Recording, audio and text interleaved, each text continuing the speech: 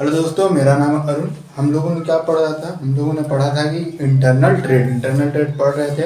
तो internal trade में हम लोगों ने पढ़ लिया था फंक्शन ऑफ होलसेलर हम लोग पढ़ लिए थे। अब हम क्या पढ़ने वाले हैं?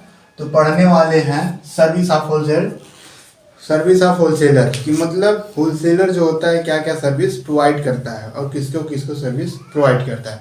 तो होलसेलर दो प्रकार के कई प्रकार की सर्विसेज प्रोवाइड करता है। पहला क्या लिखा है हमारा? लिखा है services of wholesaler toward producer. इसका कहने का तात्पर्य यह है कि होलसेलर प्रोड्यूसर को क्या क्या सर्विस प्रोवाइड करता है, इसके बारे में हम जान लेते हैं। तो सबसे पहले लिखा है क्या? Purchase of goods in the large quantity. ये होलसेलर जो होता है प्रोड्यूसर से बहुत अधिक मात्रा में सामान को क्या करता है? क्रय कर लेता है। बहुत ज़्यादा मात्रा में सामान को क्रय कर लेता है, जिससे क्या होता है कि उसकी जो प्रोड्यूसर होता है उसके पास से सारी वस्तुएं ये क्रय करके अपने पास ले लेता है। दूसरा क्या लिखा है?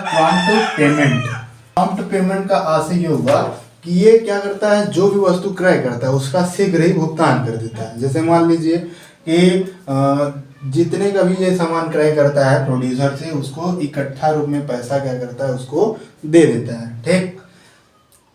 तीसरा हम जान लेते हैं क्या लिखा? अश्योर्ड सेल में कहने का तात्पर्य क्या होता है कि ये जो इसकी वस्तुएं होती हैं, ये अपनी वस्तुओं प्रोड्यूसर जो होता है निश्चित होता है। प्रोड्यूसर इसलिए निश्चित होता है कि वो जानता है मैं जितना भी अपना उत्पादन करूंगा वो क्या करेगा? होलसेलर हम मेरी वस्तु क्या करेगा? परचेज कर लेगा।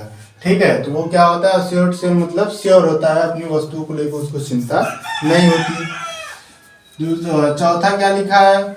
वेयर हाउसिंग करने का तात्पर्य ये है कि ये प्रोड्यूसर को वेयर हाउसिंग की भी सुविधा प्रदान करता है।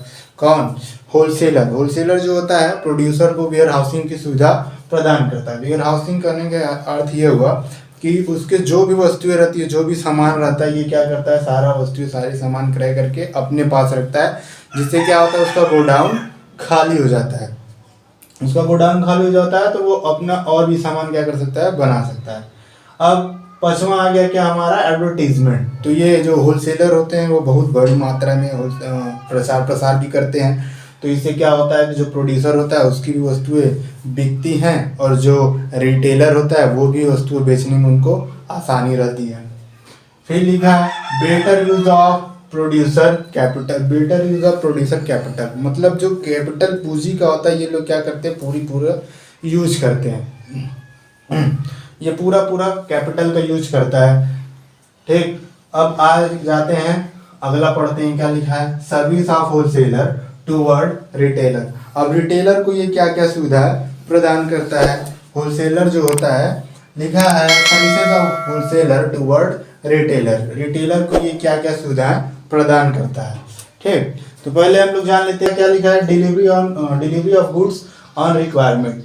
मतलब जब रिटेलर को अपनी वस्तुओं की आवश्यकता होती है, जैसे जैसे उसकी आवश्यकता होती है वैसे वैसे ये क्या करते हैं? उसको सामान बेचते रहते हैं। जब अधिक मात्रा में वस्तु की आवश्यकता होती है तो ये अधिक मात्रा में बेचते हैं, जब कम मात्रा में वस्तु की आवश्यकता होती है तो उनको कम मात्रा में ये सामान बेचते हैं। उनकी मतलब आवश्यकता अनुसार उनको वस्तु क्या करते हैं? उनको डिलीवर करते हैं। दूसरा क्या लिखा है हमारा? Financial help. अब देखिए फाइनेंशियल हेल्प कैसे करते हैं? तो ये प्रोड्यूसर को भी फाइनेंशियल हेल्प करते हैं और रिटेलर को भी फाइनेंशियल हेल्प करते हैं। प्रोड्यूसर को फाइनेंशियल हेल्प इस तरीके से करते हैं कि मान लीजिए कभी प्रोड्यूसर के पास अनावश्यक पैसा वैसा नहीं रहता है, तो ये क्या करते हैं? इकट्ठा रूप में उनको धनराशि दे देते हैं। तो इससे क्या हो जाती है कि उनका फाइनेंशियल हेल्प हो जाता है। और रिटेलर को ये कैसे फाइनेंशियल हेल्प करते हैं? तो उनको क्या करते हैं? क्रेडिट देते हैं, मतलब उधार सामान बेच के भी उनको वित्तीय सहायता प्रदान करते हैं। अब तीसरा लिखा है क्या हमारा? नो वेस्टेज ऑफ गुड्स का कहने का तात्पर्य ये है कि जितनी भी वस्तुएं रहती हैं वो क्या होती हैं? वेस्ट नहीं होती हैं। जितने भी सामान इनके पास रहते हैं वो क्या होते हैं? वेस्ट नहीं होते हैं। ठीक। अब लिखा है अगला, चौथा लिखा है हेल्प इन एडवर्टीजमेंट। चौथा क्या लिखा है हमारा? चौथा लिखा है हेल्प इन एडवर्टीजमेंट का अर्थ ये हो गया कि ये क्या करते हैं? बड़ी मात्रा में विज्ञापन भी करते हैं। जब बहुत अधिक मात्रा में ये विज्ञापन करते हैं तो इसका फायदा रिटेलर को भी मिलता है, प्रोड्यूसर को मिलता है, जैसे अभी हम लोग ऊपर पढ़ा था। ठीक।